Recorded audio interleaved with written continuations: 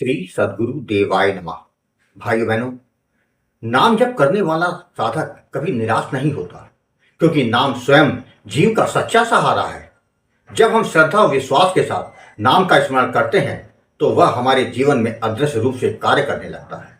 हाँ, कभी कभी हमें प्रतीक्षा करनी पड़ती है, लेकिन यही प्रतीक्षा हमारी परीक्षा भी होती है और साधना को गहराई भी देती है।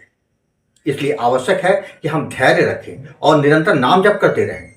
धैर्य के साथ किया गया नाम जप धीरे धीरे हमारे जीवन में परिवर्तन लाता है। प्रारंभ में हमें इसका अनुभव स्पष्ट रूप से नहीं होता, लेकिन समय के साथ हम स्वयं देखेंगे कि हमारे भीतर शांति बढ़ रही है, चिंताएं कम हो रही है और जीवन में एक अद्भुत स्थिरता आ रही है। यह सब नाम की ही तो कृपा होती है, जो बिना शोर किए हमारे जीवन को संवारती रहती है। हमें यह भी समझना चाहिए कि नाम जप केवल सांसारिक इच्छाओं की पूर्ति के लिए नहीं है। यदि हम केवल भौतिक लाभ के लिए नाम जप करते हैं तो हमारी साधना सीमित रह जाती है, लेकिन जब हम भगवत प्राप्ति को लक्ष्य बनाकर नाम जप करते हैं तब आश्चर्यजनक रूप से हमारे सांसारिक कार्य भी स्वतः सरल होने लगते हैं। यह नाम की महिमा है कि वह साधक की आवश्यकता का ध्यान स्वयं रखता है। नाम जप करते समय यह अपेक्षा नहीं रखनी चाहिए कि मैं इतने समय से जाप कर रहा हूं फिर भी कुछ नहीं हुआ। प्रत्येक साधक का अनुभव अलग अलग होता है। किसी को जल्दी अनुभूति हो जाती है तो किसी को थोड़ा समय लग जाता है। यह हमारे प्रारब्ध, हमारे भाव, हमारी श्रद्धा और हमारे निरंतर प्रयास पर निर्भर करता है। सबसे महत्वपूर्ण बात यह है कि हमें कभी भी नाम पर संदेह नहीं करना चाहिए। संदेह साधना का सबसे बड़ा बाधक है। हमें पूर्ण विश्वास रखना चाहिए कि जैसे अन्य लोगों के जीवन में नाम की कृपा हो रही है, वैसे ही हमारे जीवन में भी अवश्य होगी। एक दिन हमारे जीवन के अंधकार भी दूर होंगे और भीतर प्रकाश का उदय भी होगा। इसलिए प्रेम, विश्वास और धैर्य के साथ निरंतर नाम जप करते रहे। यही मार्ग सरल है, यही सच्चा है और यही अंततः हमें परम शांति और कल्याण की ओर ले जाता है। आज जो कथा यदा सुनाने जा रहा है वह झारखंड से विमलेश जी ने भेजी है, जिसे सुनकर आपका भाव और विश्वास काफी बढ़ जाएगा। वही कथा यदा आज सुनाने जा रहा है।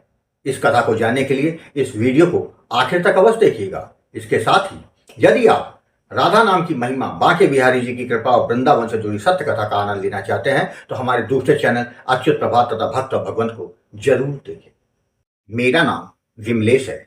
मैं झारखंड का रहने वाला एक साधारण व्यक्ति हूँ। मेरा जीवन भी बिल्कुल साधारण ही था। ना कोई बड़ी महत्वाकांक्षा, ना कोई विशेष चाह। मेरे छोटे से परिवार में मेरे माता पिता, मेरी पत्नी और मेरी एक प्यारी सी बेटी है। मैं एक कंपनी में कार्य करता हूँ और अपने परिवार का भरण पोषण ईमानदारी से करता आया हूँ। जीवन अपने समान ढर्रे पर चल रहा था। सुबह काम पर जाना, शाम को घर लौट के आना, परिवार के साथ समय बिताना, सब कुछ शांत और संतुलित था। लेकिन कहते हैं ना, जीवन में कब कौन सा मोड़ आ जाए यह कोई नहीं जानता।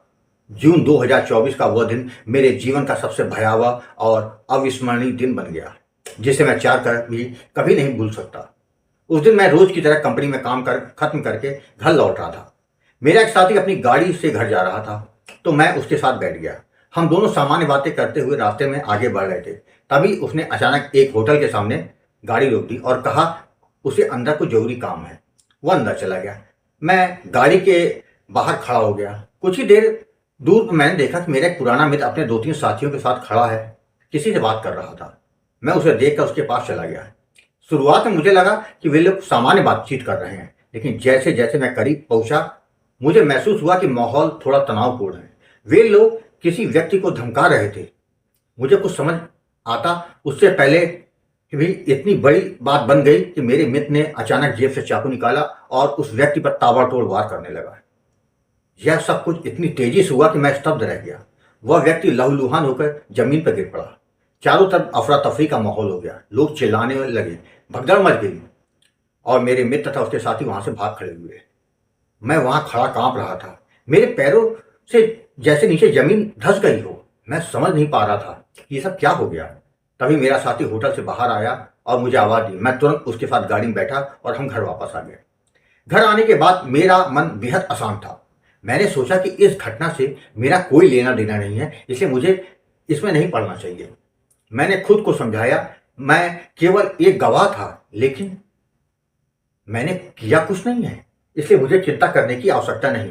लेकिन शायद किस्मत को कुछ और ही मंजूर था। घटना के 3 दिन बाद अचानक पुलिस मेरे घर आ गई।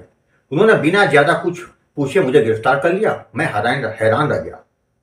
मेरे परिवार के लोग भी स्तब्ध थे। मुझे समझ नहीं आ रहा था कि मेरे साथ यह क्या हो रहा है। जब मैं थाने पहुंचा तो वहां मेरा वही मित्र और उसके साथी पहले से ही वहां मौजूद थे। मैंने घबरा कर पूछा, मुझे क्यों पकड़ा गया है? तब मुझे पता चला कि मुझ पर भी धारा 307 यानी हत्या का प्रयास के तहत मामला दर्ज किया गया है। यह सुनकर मेरे पैरों तले जमीन खिसक गई।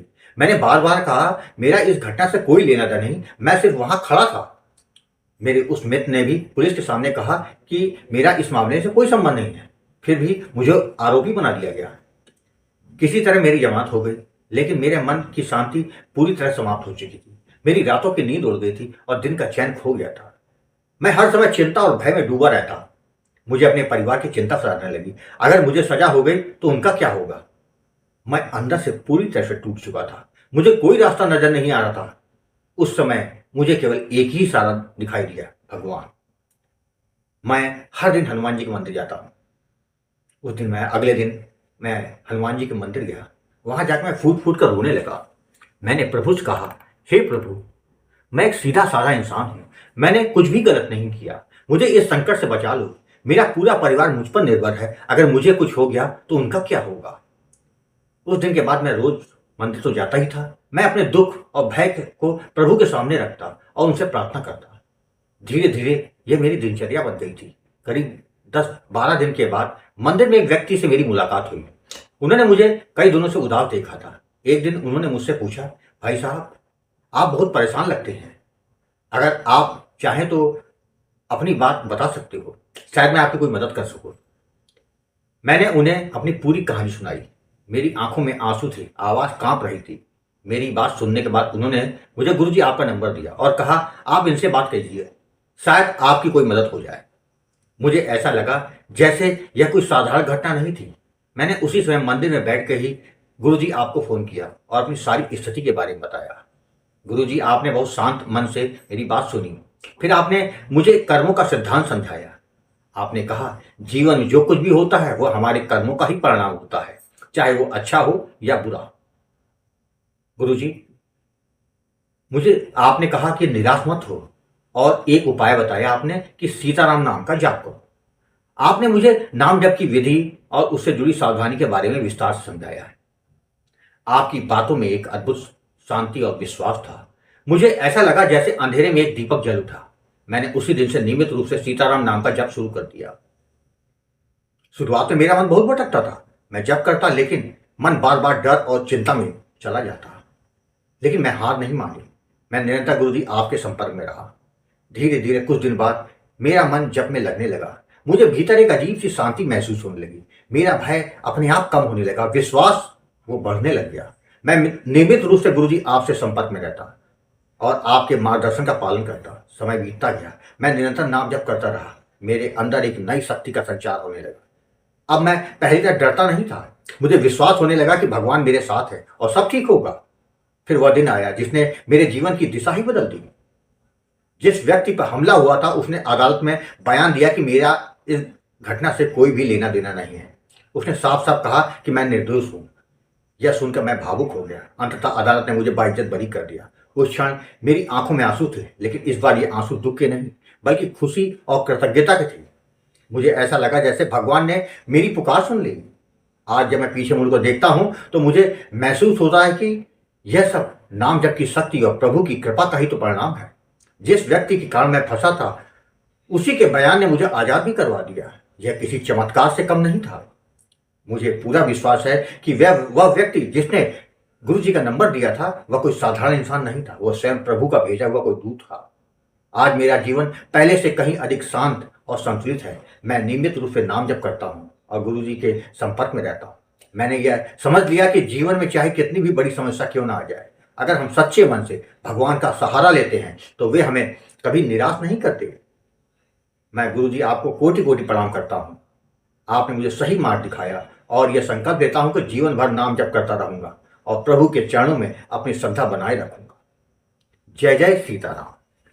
भाइयों बहनों, जीवन में चाहे कितनी भी कठिनाई आए, यदि हम अपने आस्थावान मार्ग पर चलें और प्रभु के नाम का जप करें तो किसी भी कष्ट का समाधान संभव है। जीवन में आस्था, धैर्य से हम जो भी कठिनाई महसूस करते हैं वो समाप्त हो जाती है।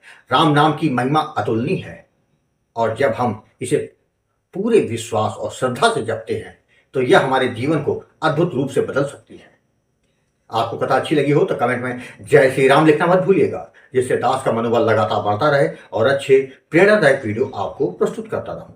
आपसे निवेदन है, यदि आपके पास भी राम नाम का अनुभव हो तो उसको मेरे ईमेल पर भेज सकते हैं, जिस पर वीडियो बनाकर अपने चैनल में अवश्य प्रस्तुत करूंगा।